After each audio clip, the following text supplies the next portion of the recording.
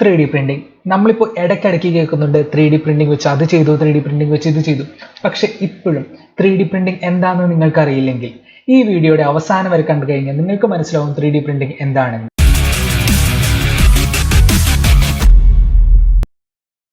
Engineering ടേമിൽ 3D പ്രിന്റിംഗിനെ additive manufacturing process എന്ന് പറയുന്നു.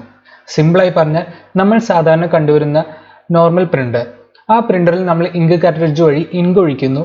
നമ്മൾ കമ്പ്യൂട്ടറിൽ എന്താണോ ടൈപ്പ് ചെയ്ത് കൊടുക്കുന്നത് പ്രിന്റ് ചെയ്യുമ്പോൾ അത് അതുപോലെ തന്നെ പ്രിന്റ് ചെയ്തു വരുന്നു. 3D പ്രിന്ററിനും അതുപോലെ തന്നെയാണ്.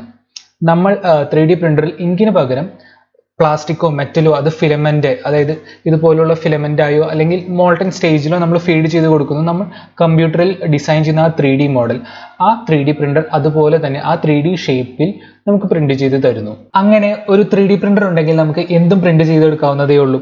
ഉദാഹരണത്തിന് ഈ ഒരു ഡ്രിൽ ബിറ്റ് ഓർഗനൈസർ, അതുപോലെ തന്നെ ഈ ഒരു വിയർഡ് അബ്സ്ട്രാക്ട് മോഡൽ, ഈ ഒരു ടോയ്, ഇതെല്ലാം ഞാൻ 3D പ്രിന്റർ ഉപയോഗിച്ച് പ്രിന്റ് ചെയ്തെടുത്തതാണ്. മാത്രമല്ല ഇപ്പോൾ കൺസ്ട്രക്ഷൻ ഫീൽഡിലും 3D പ്രിന്റർ ഉപയോഗിച്ച് വീടുകൾ പണിയുന്നുണ്ട്. ഈവൻ മെഡിക്കൽ ഫീൽഡിൽ വരെ ലിവിങ് സെൽസ് ഉപയോഗിച്ച് ഹ്യൂമൻ ഓർഗൻസ് പ്രിന്റ് ചെയ്തെടുക്കാനുള്ള സ്റ്റഡീസും നടക്കുന്നുണ്ട്. കൃത്യമായി പറയുകയാണെങ്കിൽ 3D പ്രിന്റിംഗിന് ഫ്യൂച്ചറിൽ നമ്മുടെ ലൈഫിൽ ഒരു വലിയ റോൾ തന്നെ എന്തായാലും ഉണ്ട്. ഇപ്പോൾ നിങ്ങൾ വിചാരിക്കുന്നുണ്ടാവും, നമ്മൾ കമ്പ്യൂട്ടറിൽ ഡിസൈൻ ചെയ്യുന്ന ആ ഒരു 3D മോഡലിനെ എങ്ങനെയാണ് ഒരു 3D പ്രിന്റർ ആ ഒരു ഷേപ്പിൽ ആ ഒരു സൈസിൽ പ്രിന്റ് ചെയ്തെടുക്കുക എന്ന്. സംഭവം വളരെ സിമ്പിളാണ്. നമ്മൾ കമ്പ്യൂട്ടറിൽ ഡിസൈൻ ചെയ്യുന്ന ആ ഒരു 3D മോഡലിനെ നമ്മുടെ കമ്പ്യൂട്ടർ തന്നെ വെർട്ടിക്കലി പല ലെയറുകളായിട്ട് സ്ലൈസ് ചെയ്യും.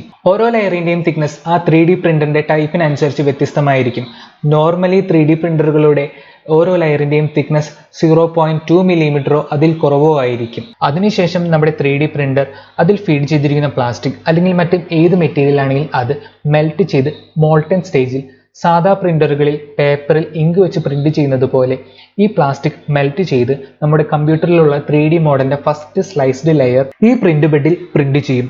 അപ്പോൾ തന്നെ ഫസ്റ്റ് ലെയർ സോളിഡിഫൈ ചെയ്ത് സെക്കൻഡ് ലെയർ ആ ഫസ്റ്റ് ലെയറിന്റെ മേളിൽ പ്രിന്റ് ചെയ്യും. അങ്ങനെ ലെയർ ബൈ ലെയർ പ്രിന്റ് ചെയ്ത് ഫൈനലി നമ്മുടെ 3D മോഡൽ കംപ്ലീറ്റ് ആവും. ഇപ്പോൾ നിങ്ങൾക്ക് ഒരു 3D പ്രിന്റർ എന്താണെന്നും അത് എങ്ങനെയാണ് വർക്ക് ചെയ്യുന്നത് എന്നും ഏകദേശം മനസ്സിലായി എന്ന് ഞാൻ വിശ്വസിക്കുന്നു. നിങ്ങൾക്ക് ഈ വീഡിയോ ഇഷ്ടമായെങ്കിൽ like and subscribe and good bye.